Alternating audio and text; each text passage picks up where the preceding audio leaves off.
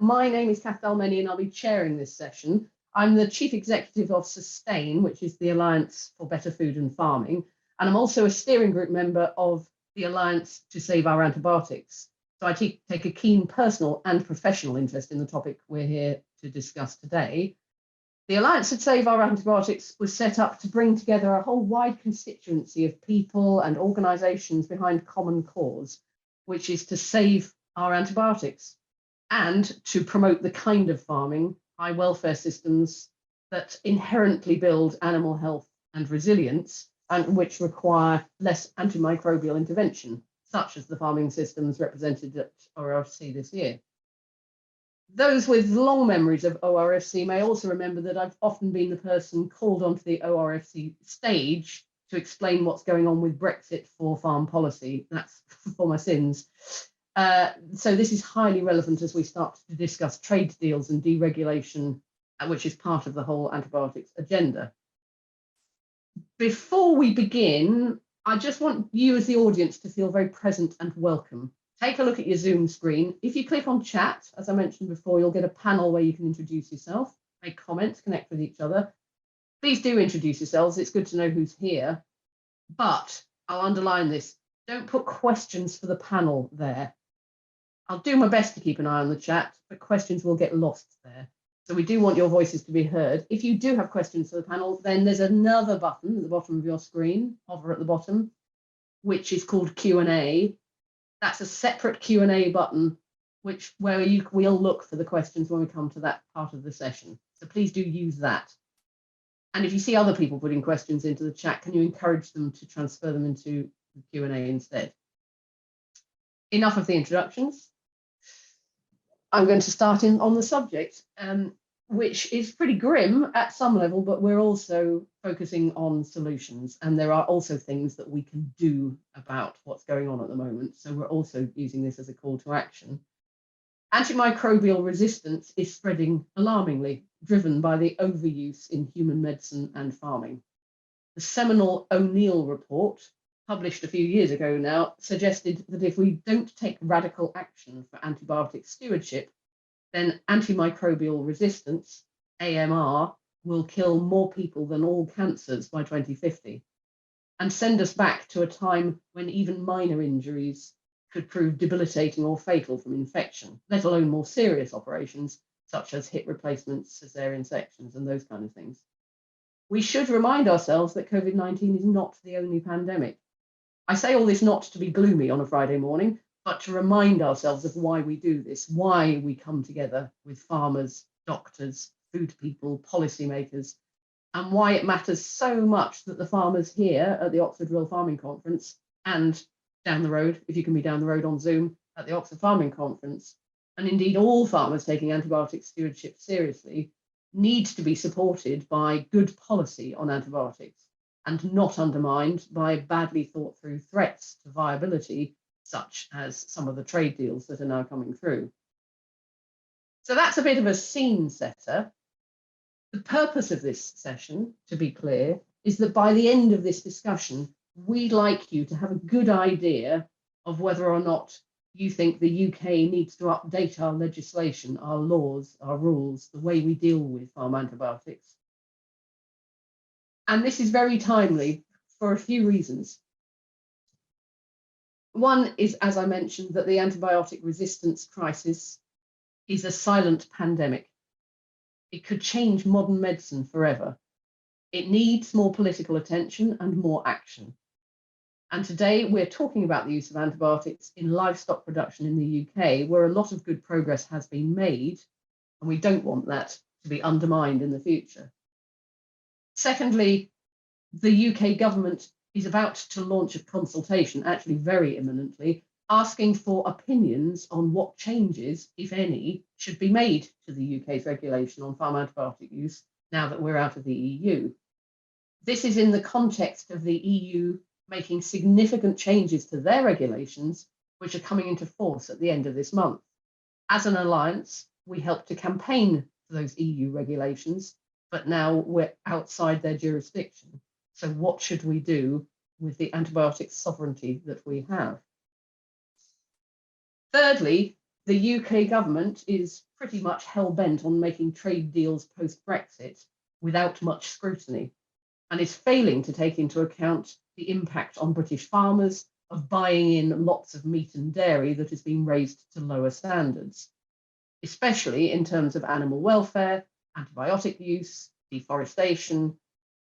And the Australia deal is coming through right now, and there's my colleague Orla Delargy has joined us to help us understand the very rapid process that's now going to go on to get that deal through. This discussion brings together people who've been working on this issue for many years, and it does feel like a really critical time, as Suzi Shingler from the Alliance to Save Our Antibiotics will tell us about the context within which this is happening. So we've got 4 people joining us today, and I'll ask them to introduce themselves as they come in, but we've got Suzi Shingler, who is the campaign manager for the Alliance to Save Our Antibiotics, who brings together all these people behind common cause.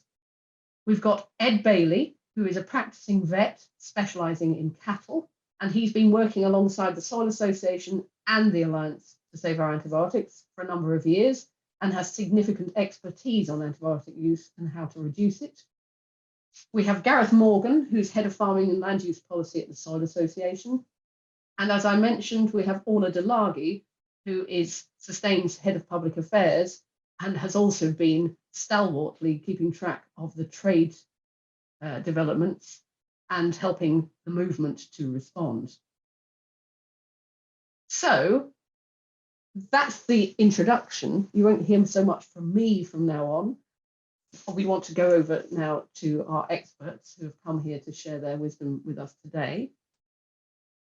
I'm going to ask Suzi from the Alliance to Save Our Antibiotics to help set the scene of what's going on at the moment. There is context needed for this discussion, as there are changes at an EU level that have prompted it. So Suzi, you can come onto the screen now. You are there, thank you. What are these changes coming across the EU at the end of this month? From the 28th of January, I understand. Yes, that's right. Thank you, Kath, for such a brilliant introduction. It's a really, it's nice and easy actually having the chair of a session like this, knowing so much about our work. It makes my intro so much easier. So thank you. That was really, really good. So as Kath said, there is definitely context needed for this discussion. The timing actually couldn't be better to be speaking to you all about this issue, because as Kath says, there's a consultation on the horizon that the government is hopefully launching any minute now. As we understand, they've started some discussions with the pharmaceutical industry already. So the context, the EU is making some has made really significant changes to its legislation on how antibiotics can be used on farms across the whole of the EU. So it's been a very long process. This all started more than 10 years ago, completely spurred on by the antimicrobial resistance crisis, which of course is global. There has been increasingly a recognition over about the last 10 years that antimicrobial resistance is a One Health issue. It's primarily got a public health focus, but it's now very widely accepted that you can't protect the medicines that humans need unless you address the environmental dimension and the use of antibiotics in animals. We are all one big fleshy petri dish. So it's not quite as simple as what happens in animals stays in animals. It's all fluid. It's and also it's not sort of neatly contained within each country. We are a globalized food system. So what happens in other countries matters. So at the EU level, there are new regulations on veterinary medicines and medicated feed. So the information, the detail about what's changing probably goes over 100 pages. I'm definitely not going to give you all of it, but I will give you the headlines. In a nutshell, these changes that are coming in could revolutionize how the EU farms livestock. The implications of how you can no longer use antibiotics at a farm level coming at the end of this month means that there is going to have to be a systemic overhaul of animal welfare at a baseline level. So one of the biggest elements of it is that you can no longer prophylactically give groups of animals antibiotics. So this means no preventative mass medication, and that type of dosing makes up the vast majority of how antibiotics are used in the type of farming systems that are most prevalent across the EU. So prophylactic use is still allowed, but it's limited to individual animals where there is a genuine medical veterinary need for the prophylactic use, and where it's thought that there is a high risk of disease. So this mass medication is no longer allowed in feed or water, which is generally how it was given. And there's a really nice bit of wording in the regulations as well around the routine use of antibiotics. So there's a lovely sentence that says no more routine use of antibiotics, and it's then supplemented by wording which says that antibiotics can no longer compensate for inadequate husbandry or poor hygiene. So the fact that even in the article itself, it's talking about the link between poor husbandry and routine use of antibiotics is a real indication of the purpose of these new rules and why they've been enacted. So I can just now see a black screen. I hope everyone can still see me. It's suddenly just changed. Hope it's all right.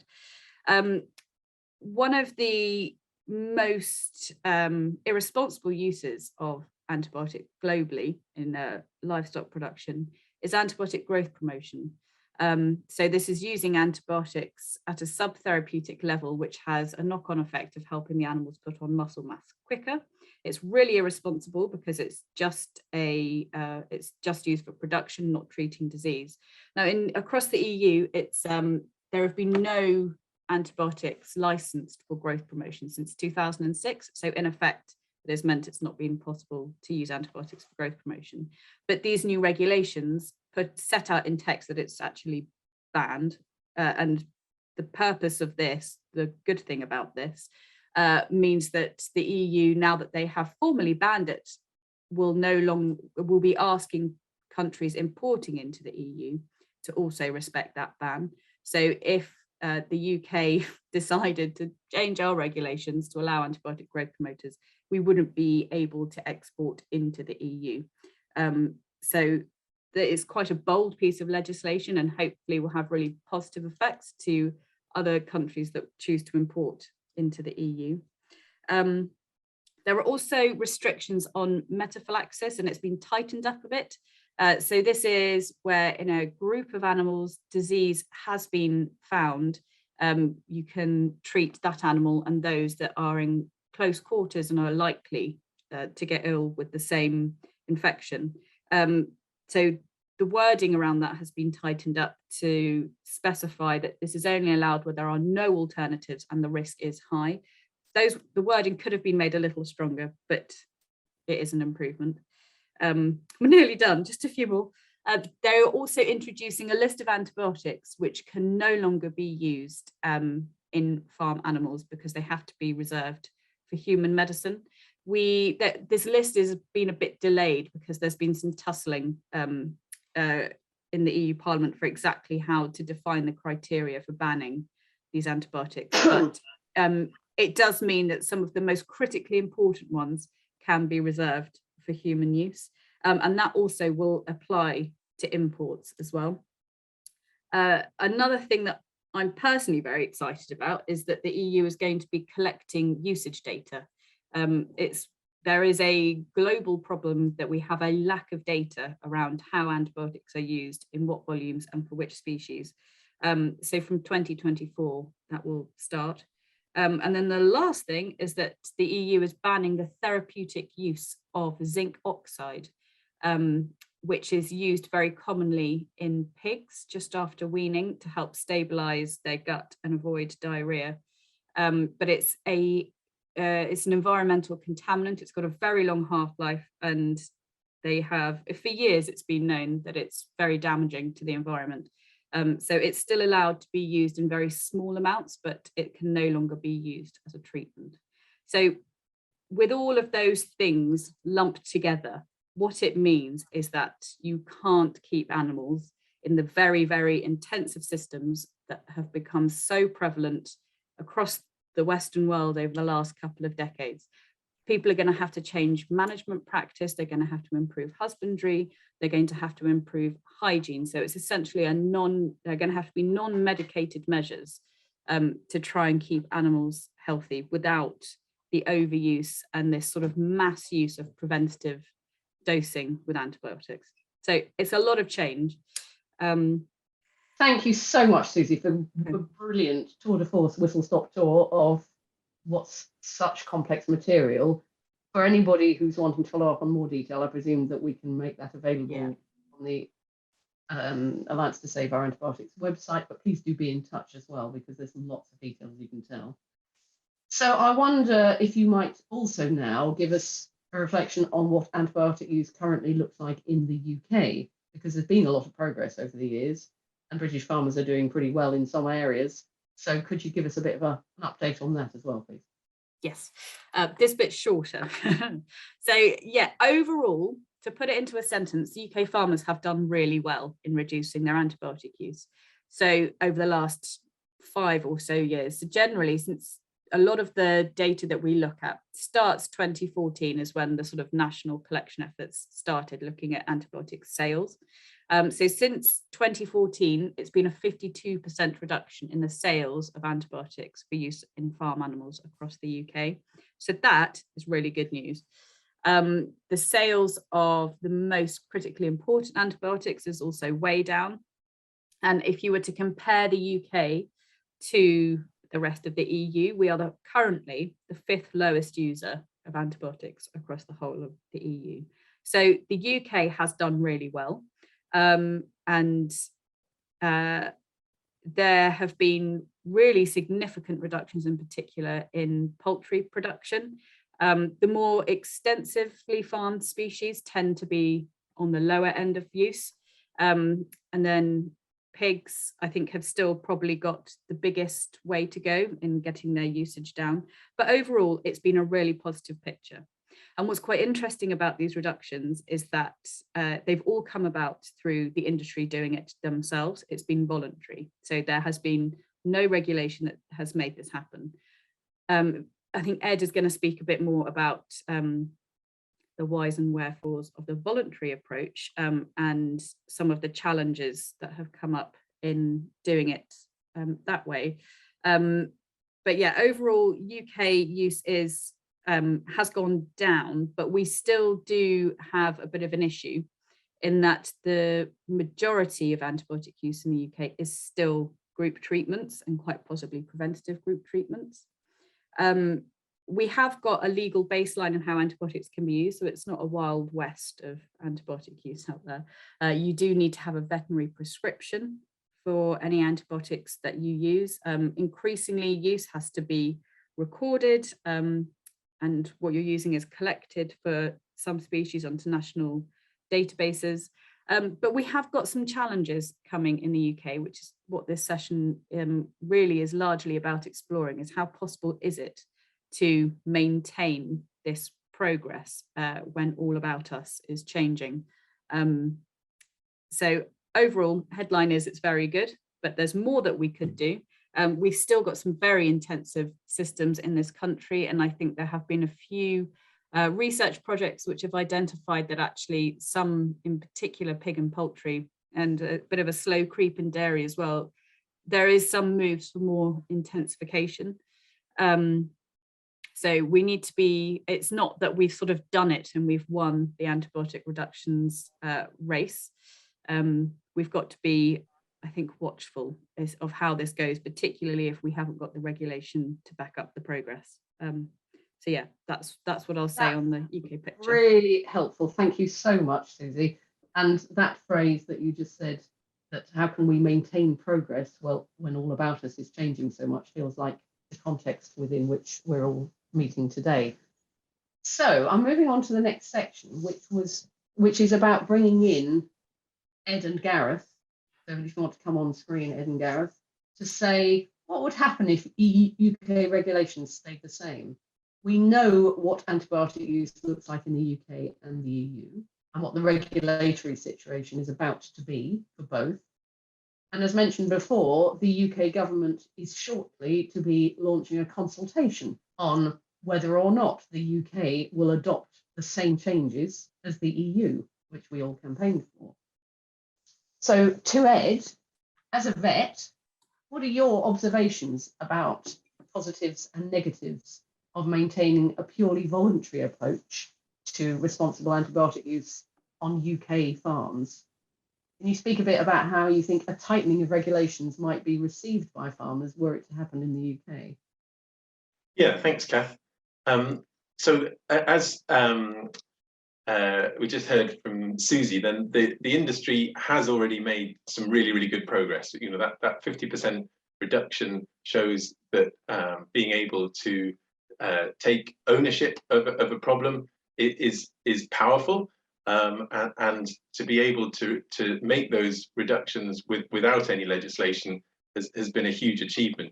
But we should note that that rate of improvement has slowed. There hasn't really been any change now for the last 2 years in terms of the amount of usage. So potentially we need some other tools in the toolbox to be able to keep making further progress on that front.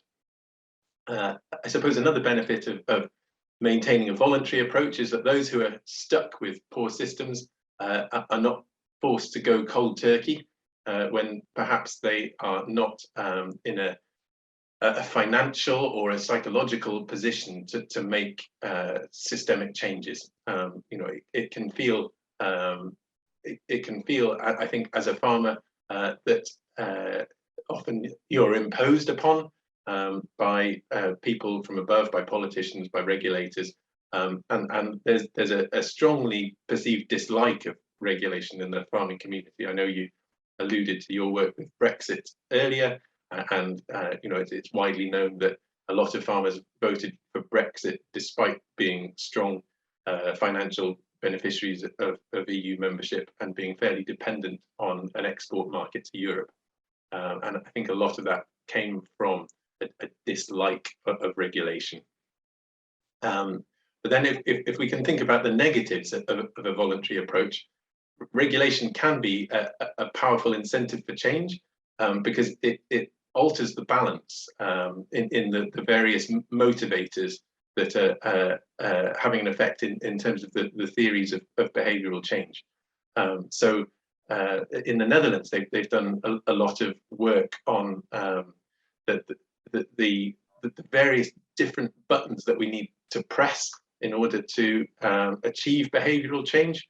And Theo Lam did quite a lot on the reset model, which is you need lots of different approaches in order to make progress. So his analogy was to people speeding outside schools. If you just put up some signs outside a school, then you might achieve some reduction, but you're not going to achieve a huge amount. So you need other things as well. So you've got the rules in place. It's not allowed to go faster than 20 miles an hour.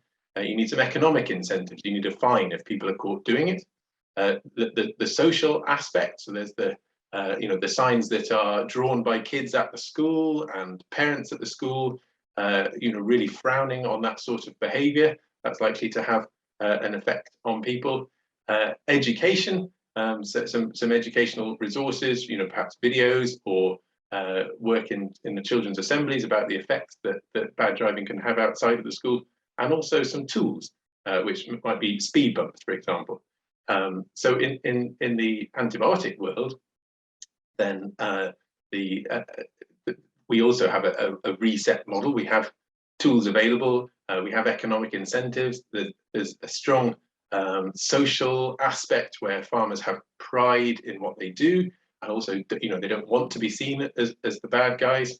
There are quite a lot of educational aspects around. It is more widely known, as Kath said in her introduction, about how this is a potential forthcoming silent pandemic, but the rules aspect is a really helpful part in terms of the toolbox of maintaining that behavioural change. It's interesting looking at the work from Arwain Vet Cymru, which was an antibiotic reduction programme in Wales, that vets actually wanted more regulatory support. It's helpful as a vet not to be in the position of an enforcer about reducing antibiotic usage. We're in a very awkward position where we are responsible to our clients and wanting to do right by them, but we are also financial beneficiaries from selling those antibiotics and needing to keep them on side. If I have a farmer who wants antibiotics for a purpose that I consider to be inappropriate, then I'm under some pressure to maintain that relationship. If I just say no and fall out with them and they move to another practice and just buy it from them, I haven't really achieved anything other than reducing my own client base. It's not an easy position to be in with certain farmers. The majority of farmers, then you can have a really constructive working relationship. But with the work that we did with the Soil Association, you could see that there's a relatively small number of very high users, and the dialogue with those is very difficult. And regulation makes it easier to have that dialogue, because then you can be in the position of helping them to comply with legislation rather than forcing them or trying to force them to reduce their usage. I suppose it's just worth mentioning briefly that EU equivalence is recognised as vitally important, particularly by the sheep industry. For that EU export market is critical to them. So I think that there'll be a lot of farmers who would recognise that. And I know we're going to talk a little bit more about trade later. It's everybody, when we did that survey, everybody thought that they were a low user of antibiotics, even though we benchmarked them and told them where they stood relative to their peers. Everybody thought that they were better than average. Obviously, that's not the case. There's a perception that it's always somebody else's problem.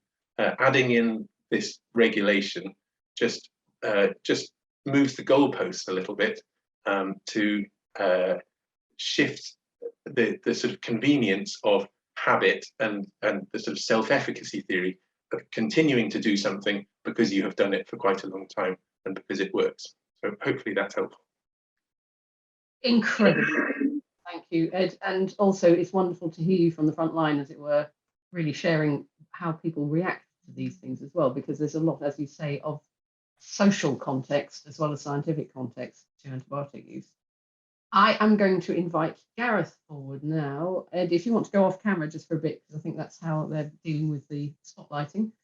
So Gareth, last year, the Alliance to Save Our Antibiotics and the Soil Association together published a report, I think Ed was mentioning as well, which looked at antibiotic use on UK Soil Association certified livestock farms. The key finding in that report, even on a smallish sample, was a 4 times lower average antibiotic use on Soil Association farms than the UK national average. So what role do high welfare standards play in keeping antibiotic use low? And do you think the UK can keep on reducing antibiotic use without across-the-board improvements in national welfare standards? And would a national agroecological farming ambition support low antibiotic use? That's a lot of things, but I know that you've seen that question in advance and that you might like to introduce yourself in the way that you would like to. Great. Thanks, Kath. And it's great to be following on from Ed with his deep knowledge of how all of this lands with farmers, which is absolutely pivotal to this. And I was struck listening to Ed at some of the parallels there with what I hear from GP friends and friends who use doctors who are also under considerable pressure to dish out antibiotics in response to people saying that they feel ill or they've got a sore throat, and often the easiest thing is then to provide the antibiotic for human health as well. And I think there are some interesting parallels between what happens in the farming sector and what happens in the wider health sector. And I think there's also perhaps some interesting parallels which we might explore about our response to the COVID crisis and the way that we approach the antibiotic crisis as well. But let me start by briefly outlining why the Soil Association came together with Sustain, and also that the third partner in the Alliance to Save Our Antibiotics, the Compassion campaign for, sorry, getting completely tied up here, Compassionate World Farming, to set up the Alliance, because we do see this as a really important component of the transition to a more sustainable farming system. And a reliance on intensive, high medicated livestock in our eyes, firstly, is wrong, and secondly, prevents the transition to a more sustainable and agroecological farming future, which is where we need to move to. In a sense, high use of antibiotics, I think we see as an admission of failure in farming systems, in the same way that we wouldn't routinely go around primary schools and dish out antibiotics to all the children on a regular basis to keep them healthy. Hopefully people would see the complete absurdity of doing that. We've got farming systems at the moment that are dependent on that way of thinking, and that accept bad health as an integral part of the farming process, and therefore medication is the first line. Medication is important, and we're going to come back to some of the work that Ed did for us last year around the use of antibiotics in different farming systems. Antibiotics are important, and they are used in organic systems as well. But they're a last line of defense, and they're a sign that illness has occurred and things aren't going right, rather than antibiotics being used as a routine way of propping up intensive systems that really should have no place in the longer term. So that's why the Soil Association has been such a strong supporter of the Alliance to Save Our Antibiotics over the years, together with our partners, because we see this as a part of a wider picture about the farming systems that we need to see. So there are clearly dangers at the moment in the way that international trade deals are developing, and Orla's going to be talking a bit about that in a moment. But if I could just extend a little bit my thinking about what we're currently seeing in terms of the COVID crisis, which I think have some interesting parallels with the way that we approach antibiotics. And what we notice is that the bringing out of vaccines, which has been such an important part of our response to COVID, is now being seen as the only response, in the same way that often antibiotics are seen as the only response to a systemic issue or challenge within farming. And the whole arena of public health is being marginalised in the response. And in fact, public health should be our first line of response to health challenges, in the same way that in the farming world, animal health should be the first line of thinking around how animals should be kept and treated and maintained. And I think there are some interesting parallels in where the public health is now being seen by the government as something that's marginal, and vaccines will save you all, in the same way that we currently view antibiotics as the way we deal with issues in farming. So we don't need to deal with the underlying issues around intensive farming and animal health. We've got the silver bullet of antibiotics in the background. But increasingly, we're realizing that those silver bullets aren't really silver bullets. They're an important part of the response, in the same way that we're finding out that vaccines don't get you out of the hole. They provide you with a useful bridge and a first line of defense. But ultimately, you need to focus on the health of people, the health of populations, and the health of animal populations. And I think that should be our starting point in the way that we view the antibiotics crisis. I'll stop there for the moment, Kath. that is such well, it's such in some ways an emotional call to arms, isn't it? It's to say, let's get back to our core values, which is about building resistance to the bugs through health in all forms, whether that's COVID or whether that's the kind of the AMR problem bugs, and the notion that our policy should push towards that in all its forms is why, of course, I'm just going to move on to the trade stuff now, why we're concerned that large amounts of meat and dairy could now be traded into the UK, potentially undercutting British farmers who've been making so much progress, and that isn't treated as a trivial or irrelevant issue in trade negotiations, and without any kind of robust way of assessing how we might set some standards for the kind of meat and dairy we accept and the kind of systems we support through our purchasing on the international stage. So Gareth, you flagged that trade is a big deal, so I'm going to ask you to leave the screen now and for Orla to come on. Orla Delargy, who is, as I mentioned before, Head of Public Affairs at Sustain, and poor woman has been dealing with a lot of our trade work, which has been bubbling along in the background for the last few years and is starting to now come to fruition in the form of trade deals coming actually onto the scene. So Orla, I wonder if you could give us a bit of a whistle-stop tour of what's happening, because a lot of things are now developing quite rapidly, and also within the context of this UK's antibiotic regulations and whether they stay the same, go to the EU rules, and if they are regulations or voluntary practice. That's a lot of territory, but I know that you've prepared something to look at from your perspective. Thank you very much. Thanks a million, Kath. I am going to, I thought I'd start just with some of the basics about the Australia trade deal, just to make sure that, you know, everyone got up to speed, just on the timing, the practicalities. So the UK-Australia deal was signed in December on the 16th, very close to Christmas, a nice present for us all. Now there's going to be a period of parliamentary scrutiny, and that means that a number of select committees will have a chance to call for evidence and examine the deal in the context of what they're told. The Secretary of State for International Trade has also written to the Trade and Agriculture Commission to ask for their advice.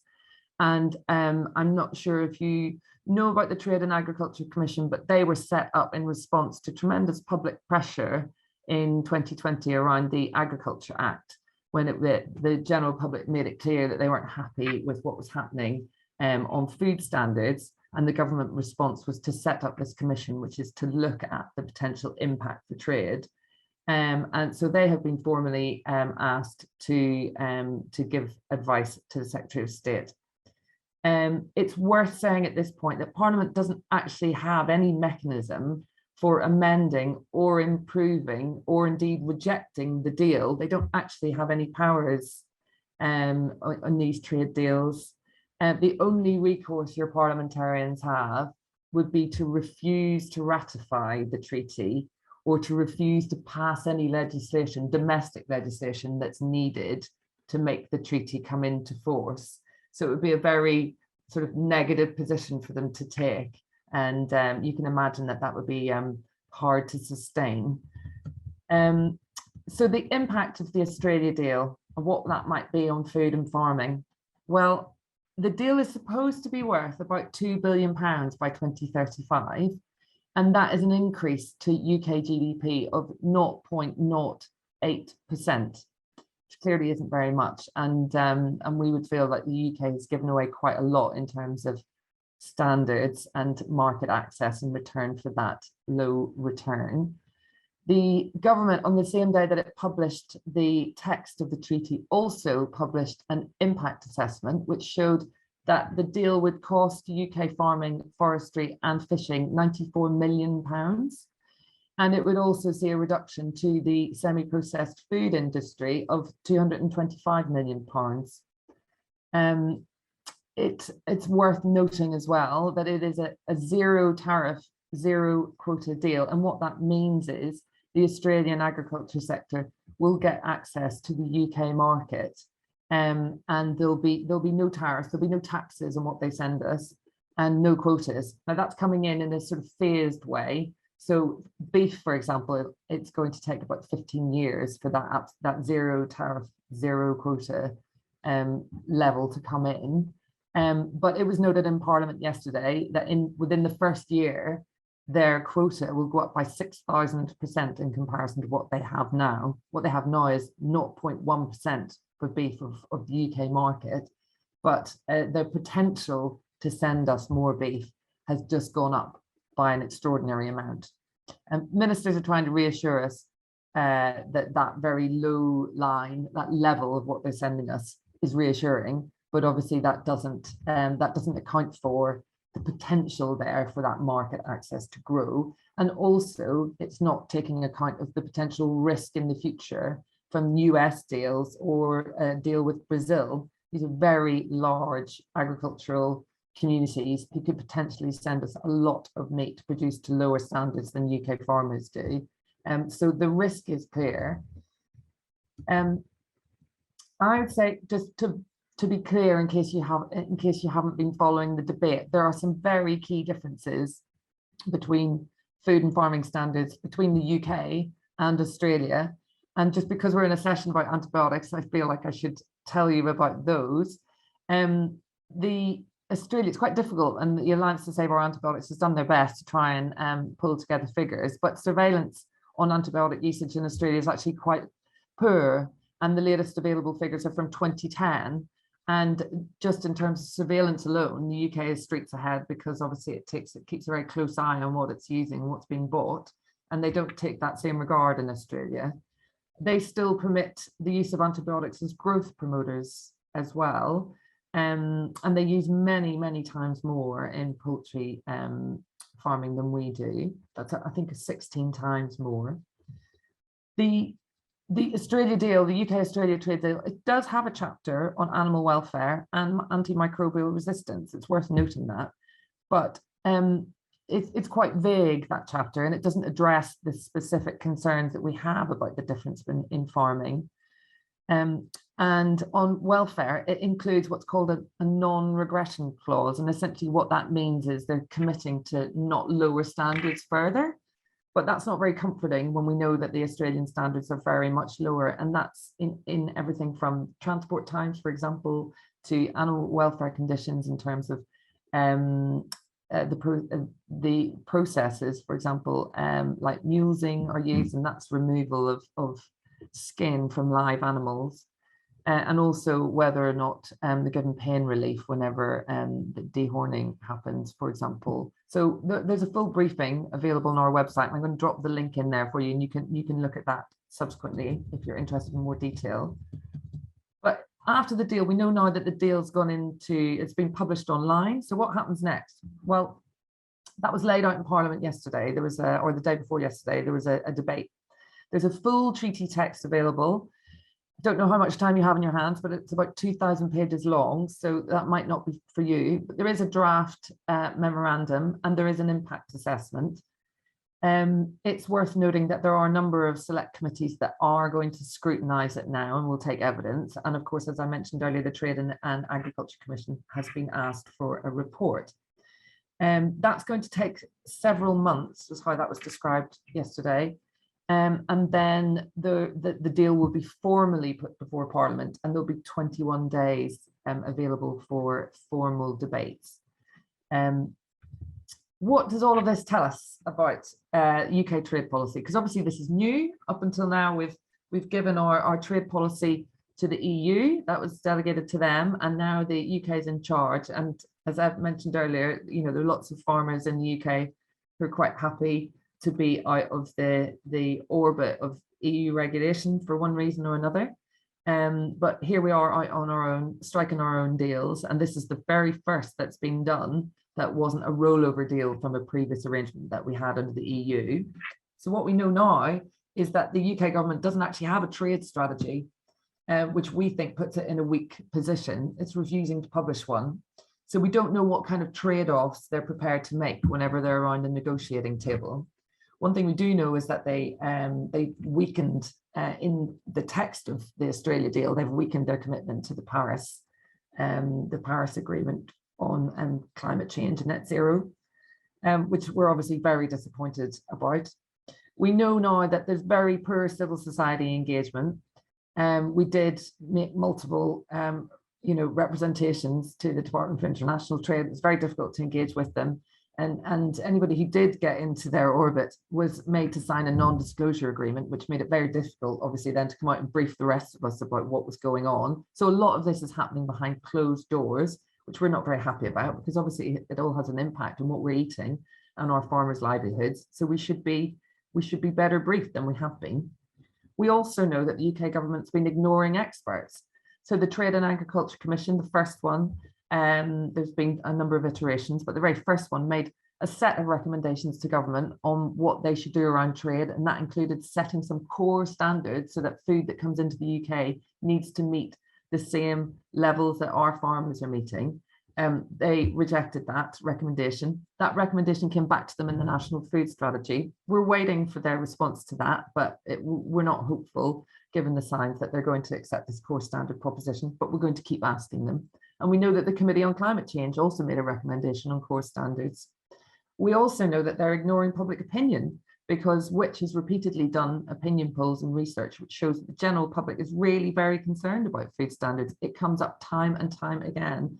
Over 80 or 90% of people regularly say that they're really concerned about their food standards and the impact of trade. And the government is now entering a pre-election period. There's been a lot of chat, which I'm sure you've seen, about whether the Prime Minister's got a grip on his administration, whether he's doing what he's supposed to do.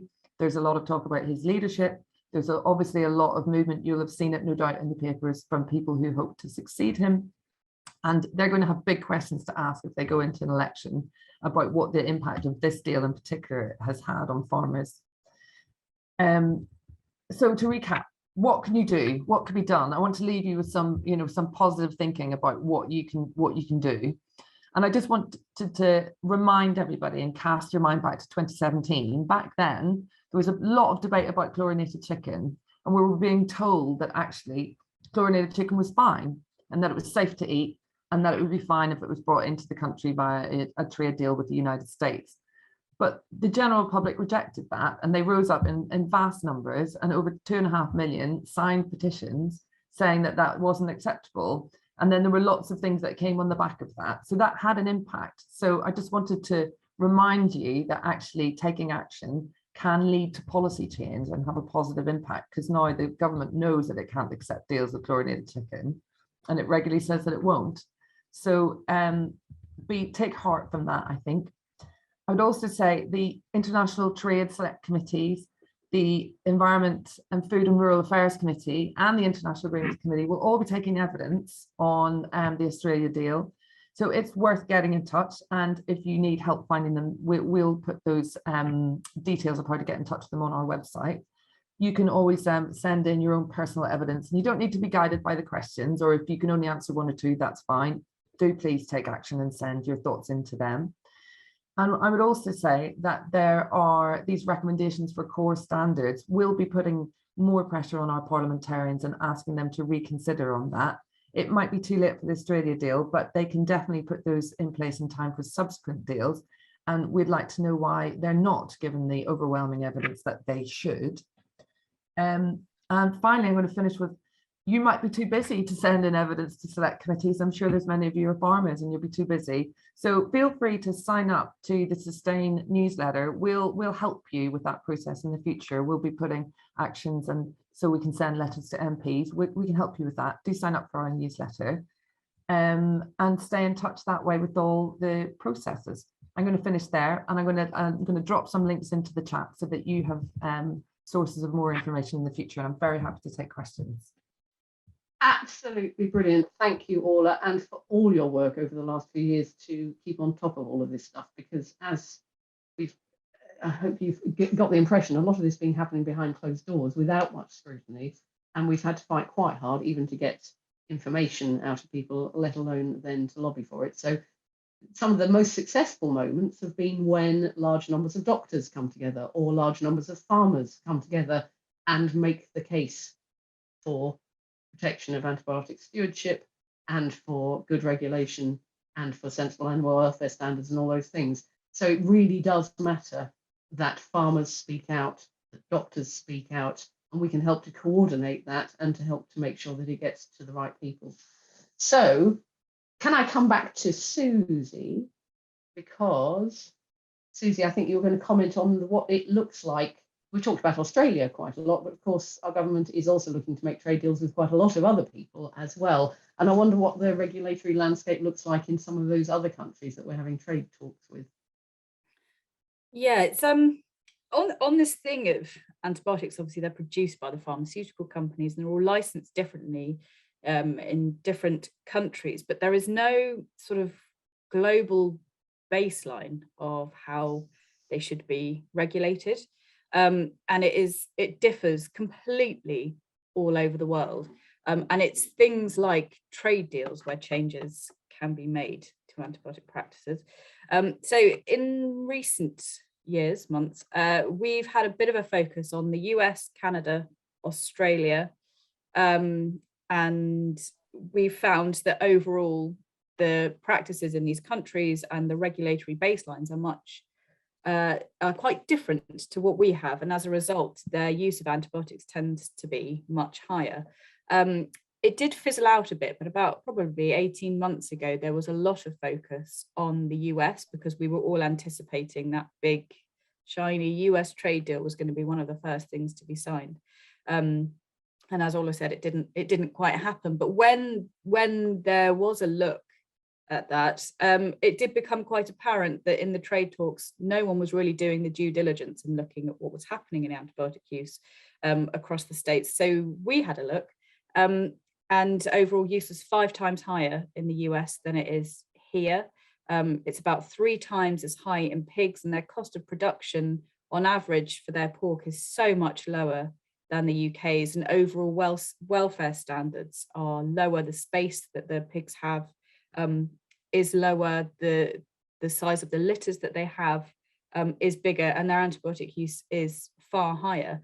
And I think a lot of the debate at the time was around the widespread use of hormones to help improve growth.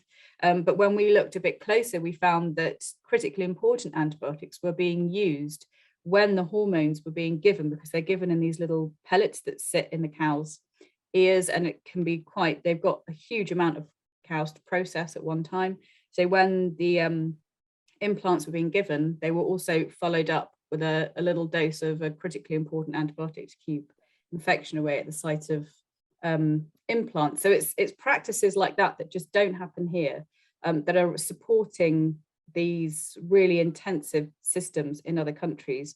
And it's quite similar in Canada as well. I mean, there are a lot of civil society groups like us and public health groups that are really putting pressure on this to change, but we don't tend to be the people with the power in these sort of discussions.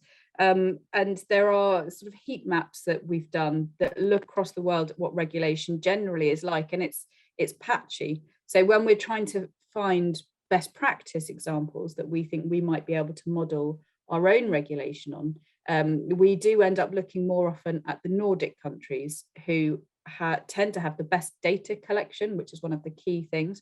So as Orla was saying, like in Australia, the public information on their antibiotic use was last updated in 2010. So I think not knowing the full picture is a really big part of the problem. But even then, when we do find out that there is malpractice and low regulation, it doesn't seem to be making a difference in these trade discussions. And quite often, I think, as we saw in the US discussions, a lot of the retort would have been, don't worry, you can just choose not to buy it if you don't like it. But then it might not be that the majority of this stuff is going to end up in retail clearly labeled. It could be schools, hospitals, restaurants, ready meals, that sort of thing. So I think where this trade conversation is so pertinent at the moment is that if we can't just assume that there is good use in other countries, it takes a lot of work to look into what's happening, to try and figure out what the regulatory baseline is, but then also what's actually being used. And more often than not, data collection isn't very good. So it's a bit of an uphill battle at the moment. And for each country that we find out that we are in trade talks with, we've been looking into them and trying to do that sort of research and those assessments, and then publishing it, sending it to policymakers and people who are involved in these trade discussions to essentially try and get it on the agenda a bit more prominently. And this feels like you mentioned before, the idea that the UK could use trade deals in order to drive international policy if it so chose to use our global leadership position to say we won't make trade deals with people unless they're collecting data and have a plan for reducing antibiotic use. But we're not seeing any sign of that kind of approach as yet. I wonder, Gareth just tried to raise your hand, one of your little graphic hands. But Gareth, do you want to come in as well to have a comment on that? Yeah, I just wanted to pick up on that point that Suzi was making there. We will hear from the government this argument that as a consumer, you can choose not to buy into these products. And I think we need to challenge that, as you say, Suzi, don't we? I think for a number of reasons. Firstly, I think I would really like to make antibiotics as salient an issue as chlorinated chicken was. And in fact, I think it's more important than that, because with chlorinated chicken, you can choose to some extent to buy out of it. With antibiotic resistance, you can't. It's like COVID. No one is safe till everyone is safe with this. And it doesn't matter whether antibiotics resistance occurs in Australia. It will make its way around the globe, and it will be in the hospital down your road, and you'll be in there and your antibiotics won't work. So there is no point in having strong antibiotics policies here if we don't have strong antibiotic policies in livestock everywhere. In that way, it's a bit like climate change. You can't opt out of it. Everyone has to be pulling their weight. So it has to be up there along with climate, which has got a little bit of purchase in trade deals. I think people are aware that we need to have climate standards in trade deals. Antibiotic use needs to be in there as strongly, because there won't be any point in pretending you can hide from this. It's going to affect everybody. And the other reason I think it's so important is that British farmers will legitimately say, why are we having to compete with these standards in Australia? And our production being more expensive, if the consumer can then go and buy a packet of cheap sausages that have come in over there from Brazil at half the price because they're being produced at twice the density and with the use of antibiotics. And our farm, that the pressure will grow. I don't think at the moment the government is planning to unwind standards, but wait 5 years and the clamour of those farmers quite legitimately will be, why are we having to compete with these products that are coming in without tariffs, produced to low standards of antibiotic use? And that will be almost impossible for us to resist. So unless we get these trade deals right now, we'll be locked into that unedifying future of battle between consumers, farmers, and so on. I think you make a very important point there, Gareth, and almost every time we've ever raised this issue of the trade deals, we always get rebuffed with this idea, well, you can choose not to eat it. To which I say, when did you ever see the origin of meat on a menu? When did you ever see the origin of meat in a hospital meal? When did you ever see the origin of meat properly labelled in ready meals? Because we know it's the last point of transformation that the label actually refers to. So it feels like a very downstream and inadequate response to something that is of global significance and about our future public health. So I think us all being more robust about defending that is important. But hey, I'm the chair. I should not be commenting. Orla, you put your hand up and you'd like to come in. Thanks, Kath. Sorry, I realised I was about to start talking there without unmuting myself. Gosh, yeah, so many points that I'd love to come in on. We're talking about trade, it's my specialist subject.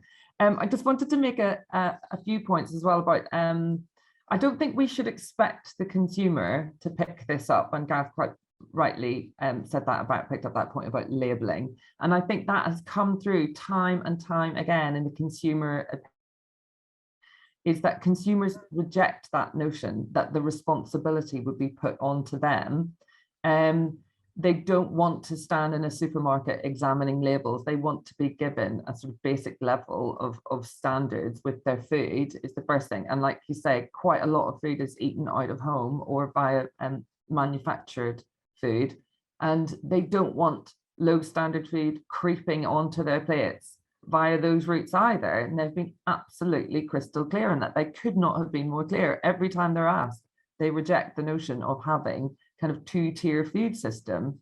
The government maintains this line that cheap food is a benefit to consumers, but actually consumers realize, they know the difference between cheap and value.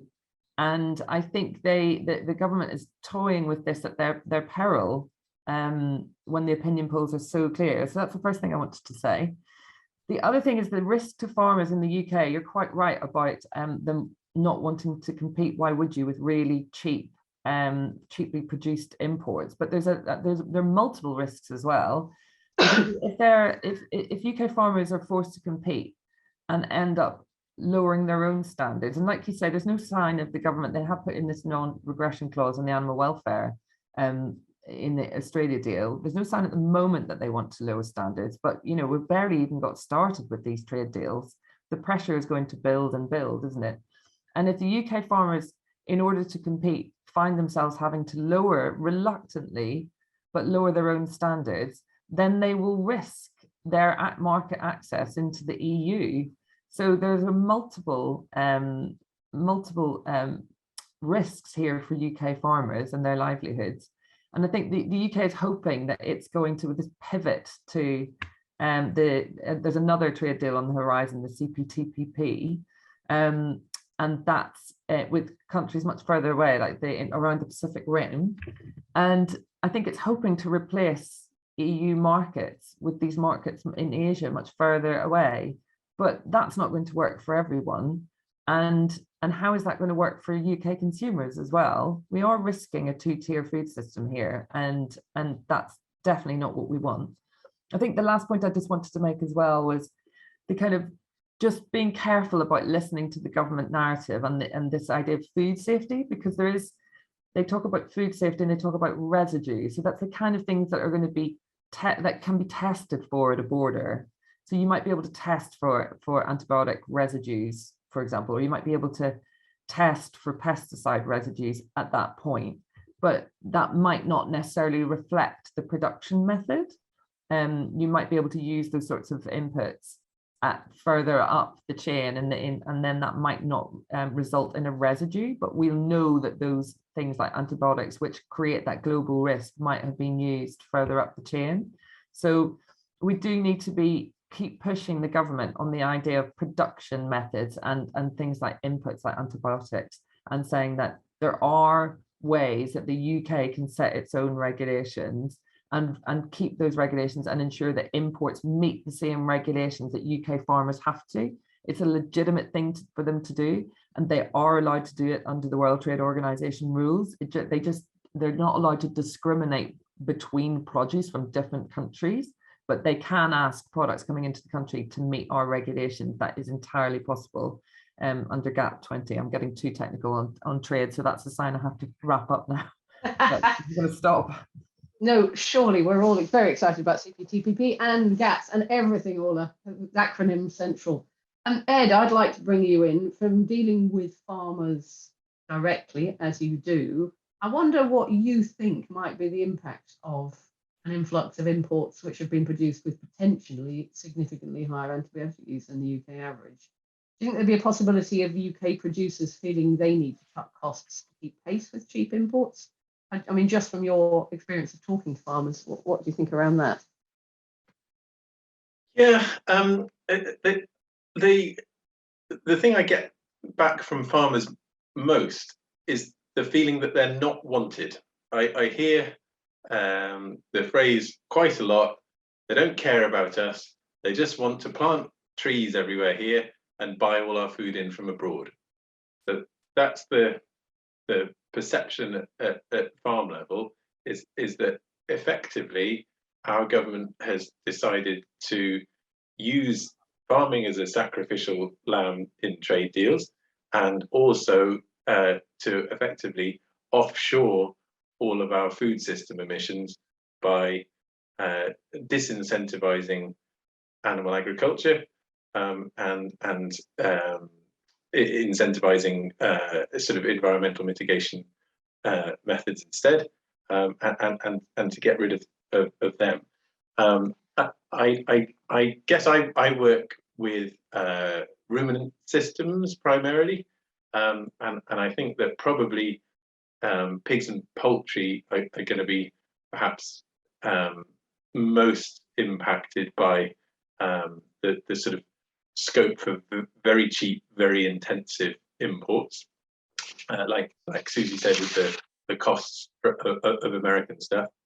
I get the feeling that most producers don't feel that they can cut costs very easily. So I think that the outcome is more likely to be an exodus from farmers who feel that they can't compete, rather than a sort of wholesale shift of individual farms to a more intensive system. But the net result of that would be that maybe only people with the lowest costs are able to remain farming, and certainly on the pig and poultry side, that is often likely to be those with the most industrialized model. I'm pleased to say that on the ruminant side, there is some very good evidence that actually your cost of production is probably most closely linked to your ability to utilize grass and grazed grass, and so that's something that our climate does well, and so in terms of our resilience as a farming nation, then something that we would need to do is look to what New Zealand farmers did after the removal of subsidy there, and ensure that we maximize the use of our cheapest natural resource, and the influence of antibiotics in that sort of situation would be fairly limited. That's really helpful, thank you. I want to bring Suzi in now. We've been talking about people who can affect antibiotics policy, and of course there's government, there's trade deals, there's the farmers themselves, there's the vets, but there's also the buyers, and some of the biggest buyers in the UK are the supermarkets. Now, obviously that's going down the voluntary approach because it's not about the regulation of antibiotic use, but they are hugely influential players.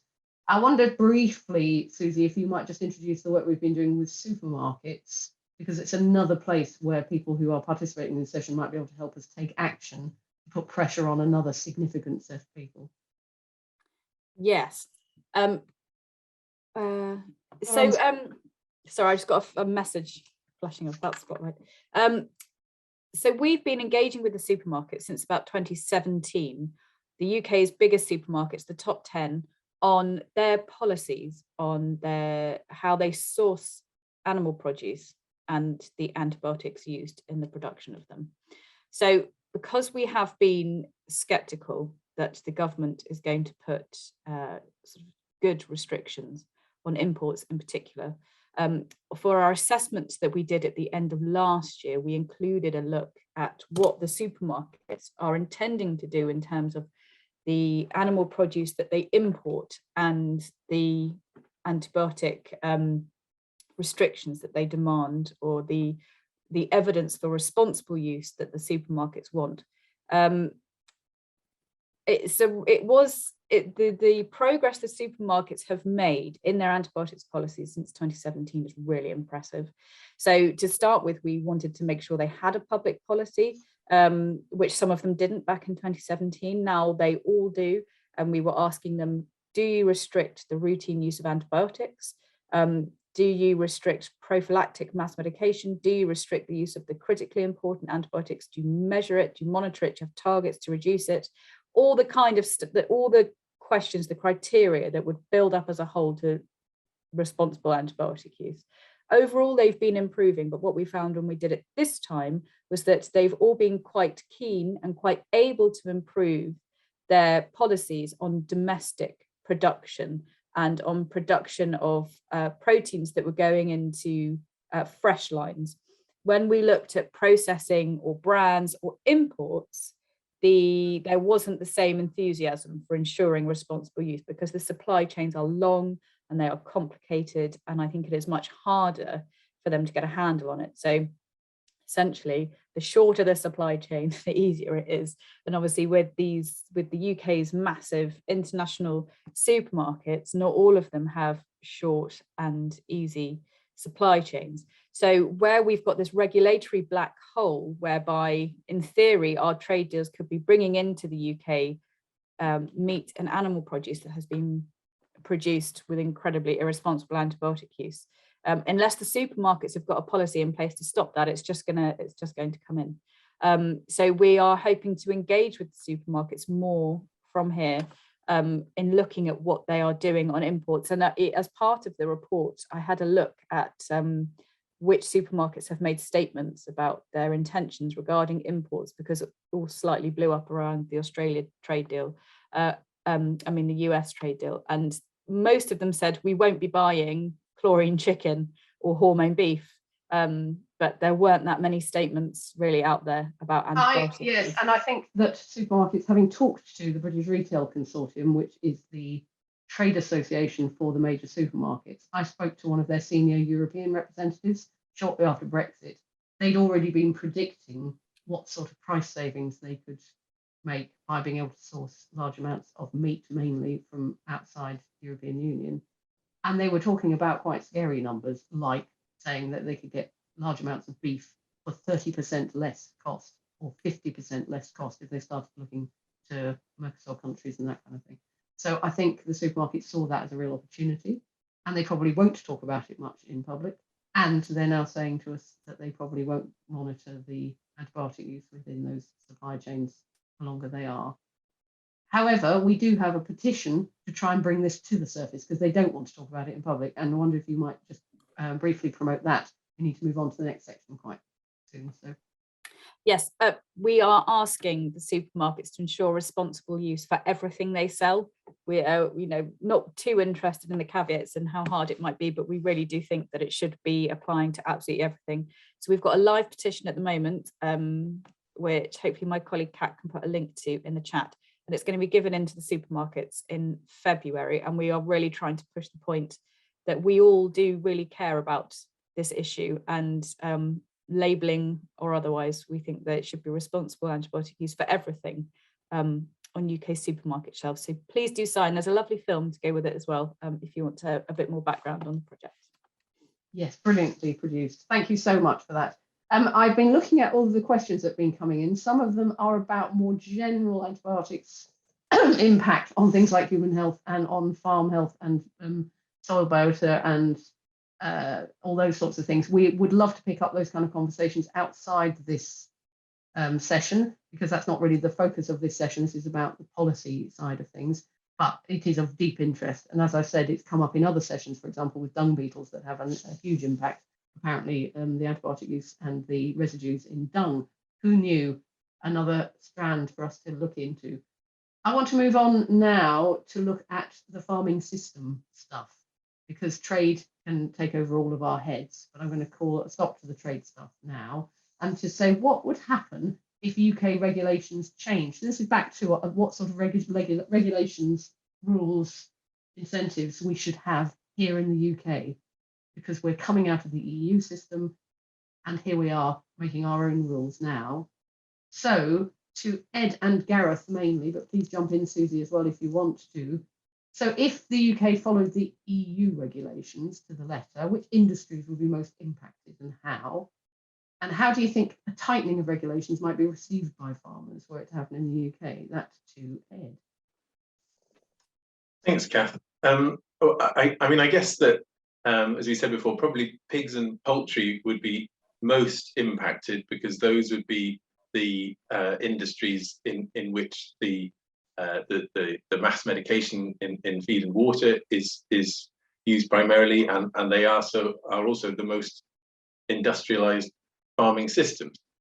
We do see some prophylactic use of antibiotics in cattle, primarily in the use of antibiotic dry cow therapy, but the use of that has diminished dramatically through the voluntary measures already discussed.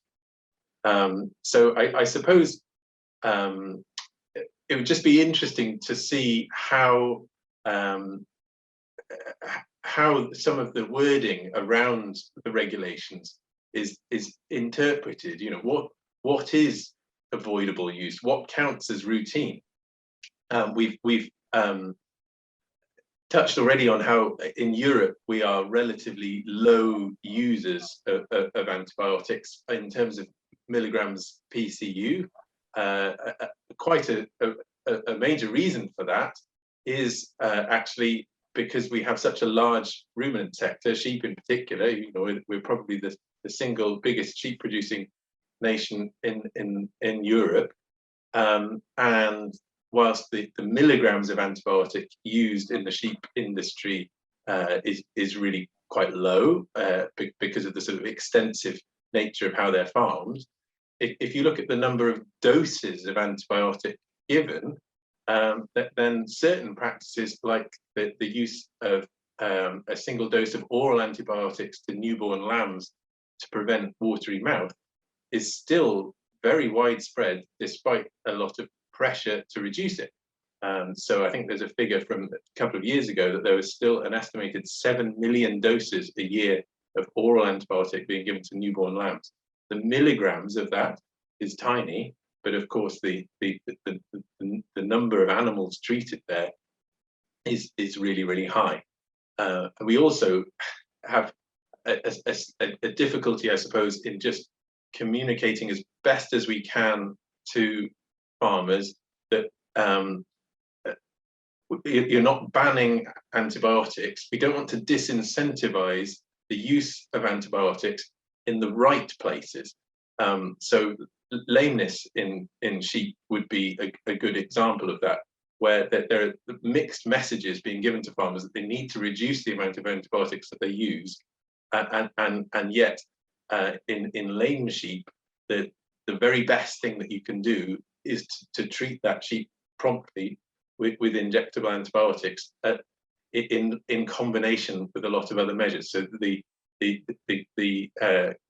communication and interpretation of a rule change would be quite important to ensure that we don't see a reduction in welfare as a result of mixed messaging. That's really helpful. Thank you. Gareth, you've put a message to me in the chat box that you'd like to make sure that you talk a bit about the systems work and the kind of looking at the farms. And I wonder if you'd like to introduce that a bit more. Yeah, well, the work that Ed did for the Alliance last year was really interesting in that I think it illustrated a few things. One is there's definitely a link, a systemic link between farm practice and antibiotic use. And that isn't to say that all farms need to go organic, but what it does show is that your systems of husbandry have a systemic link to the amount of antibiotics used.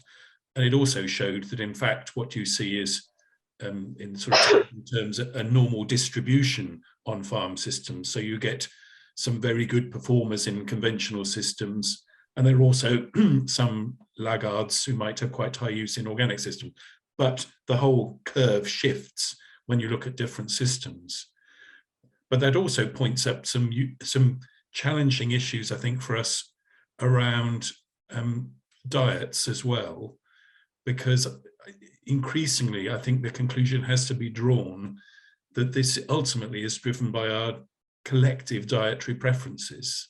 So if we want 2-pound chickens, then they're going to come out of very intensive systems. And I was interested to see recently that the successor or the owner company for Bernard Matthews was now saying we're producing chickens too cheaply. We can't sustain these systems. We can only prop them up. So they're not actually cheap. The price is cheap on them, but they're highly expensive for the environment, for animal welfare, and for the planet as these systems. It's just, you don't pay for it at the point of purchase. But that's a difficult question for governments to take on the chin, and they're notoriously wary of intervening in how people eat or what they pay for food. So we're wedded to the cheap food philosophy, which again does relate a bit back to the trade issue. There'll be no point in us maintaining the sort of great progress we've made, as Ed says, collectively in farms in the UK with driving down use, if that's just filled with shopping baskets that are filled with products produced using high antibiotic use in other places. And I know Sustain has got, has been campaigning on this for years and years. We need to think about how we move our diets and how we help in that process with those who can't afford the current prices for organic food and so on. So how do we mainstream environmentally and welfare friendly products so that they can become available to everyone, in order that farmers can make the changes that most of them want to make? I suspect that I'm going to spend the next 10 years of my life working on that very question. That is precisely what we need to be looking at. And also, as has been beautifully demonstrated throughout the Oxford Real Farming Conference, all the mechanisms of making that possible, which is, as we've always known, but we sometimes forget, through direct trading, shorter supply chains, connecting consumers with farmers, making those things economically viable and in a way that at appropriate scale, not necessarily saying small scale, I'm saying appropriate scale, so that we really get back to a sort of sense of properly knowing where our food comes from and having proper connections and supporting farmers in the right way. Ed, you came back in just then. I wondered if you wanted to comment. Yeah, I just suppose it's just worth touching on the National Food Strategy has some things to say about that as well, and the importance of public sector procurement. A huge proportion of food is served in schools, hospitals, etc. And so the government can actually end up playing a direct role in ensuring that we have access to nutritious food produced to good welfare standards in terms of its procurement, as well as its rather more obvious role in trying to reduce income inequality through redistributive practices. And it just so happens, good timing as well, that the government is currently or about to consult on public procurement standards. Not wanting to overwhelm our poor audience with all of these things that are going on, but a lot of changes are happening at the moment. So the more we can join our voices at key points, such as when trade deals happen, when procurement standards are being made, when antibiotic standards are being debated, then we need to come together with a unified voice so that the decision makers are clear about what needs to happen. I want to come back to Suzi. We've got another few minutes together, and I wonder because I'm noticing as well that a lot of the questions are being picked up by experts within our audience. Thank you very much, Kate Still, for doing so much to answer questions in the chat, but also behind the scenes, there's been answering questions about trade in the chat function. So I'd like to come to Suzi and say, what do you think the barriers are to the UK having the same regulations as the EU? And without harmonising those standards on farm antibiotic use, what would it be like? Will there be benefits to the UK? What do you think we should be doing? I think if we essentially try and deregulate antibiotic use in this country and then put our farmers under intense cost pressures, I don't think the outcome is going to be increased improvements in animal welfare and continued reductions in antibiotic use. I think it will be the reverse. So the voluntary approach to reducing antibiotic use has worked over the last 5 or so years, but that's been in the context of a relatively stable food system within the UK.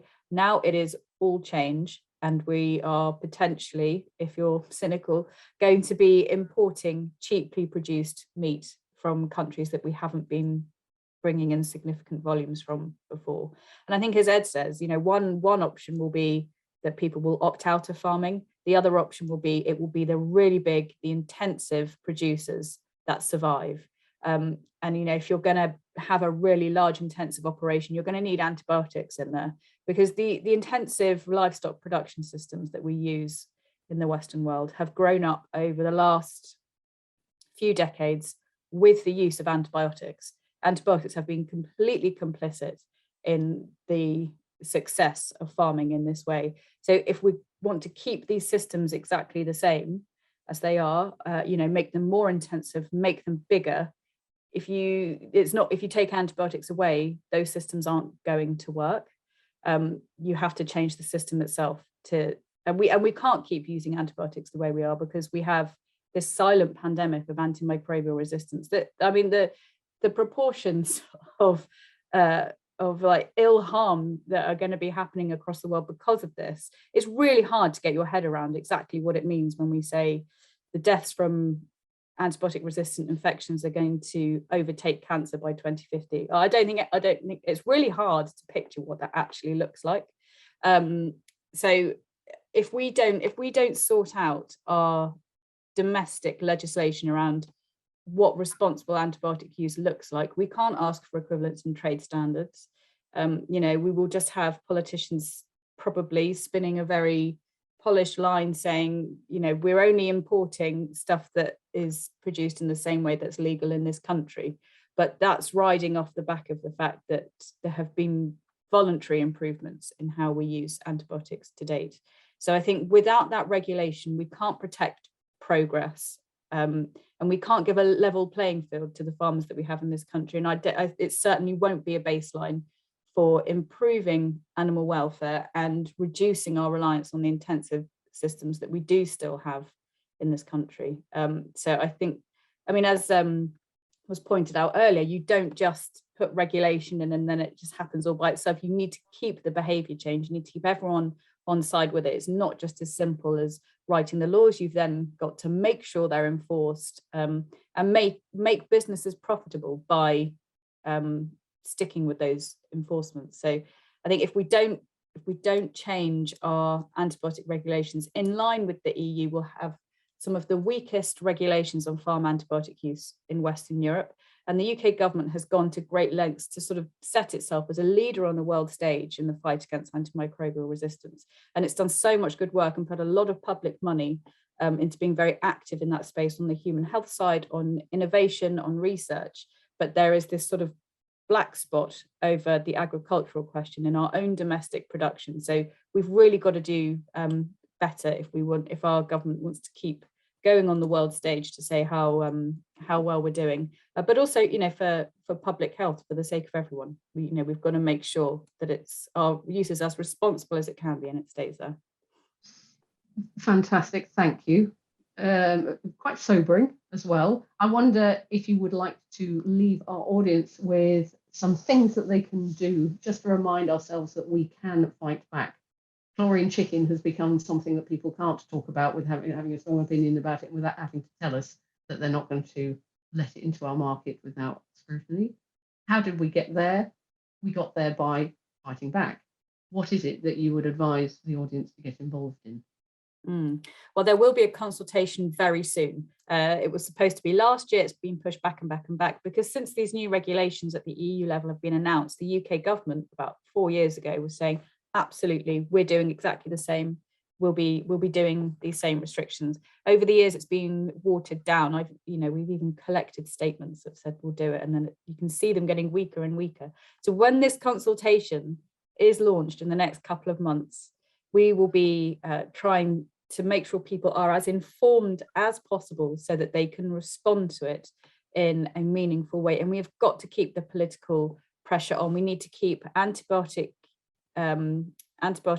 in the trade debate, in the media. We're going to try and make a lot of noise at the end of this month about the fact that we are now diverging from the EU and that our standards are so much weaker than theirs.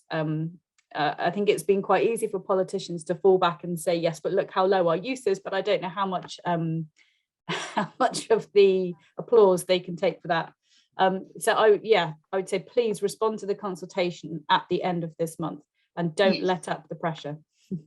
And that's a very, very, very good point to end on. I want to thank all of the panelists for your immense amount of work, expertise, and care on this incredibly important issue that can sometimes go under the wire.